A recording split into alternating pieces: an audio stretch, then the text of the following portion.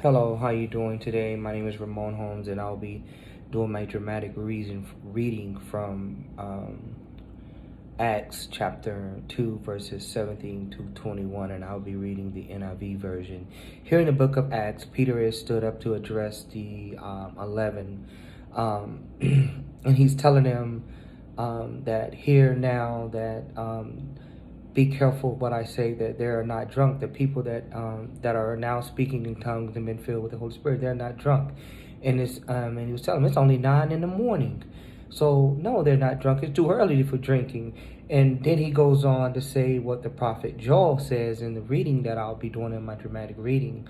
And here he goes on just to emphasize the God and Jesus Christ of Nazareth, and his death. And he said, fellow Israelites, listen to Jesus of Nazareth, who has been credited by God to you my miracles, wonders, and signs which God did among you through him, as you yourselves. God is working through them, and he's just reassuring them, re-encouraging them of Jesus, and just letting them know that Jesus is still God and God alone, and he has done all these things, and it was because of him that all these things and signs has been done through Peter.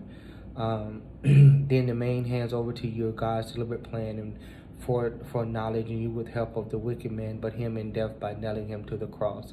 But God raised him from the dead, freeing him from the agony of death, because it was possible for death to keep his hold on him. He's just here, just telling the people of Jesus.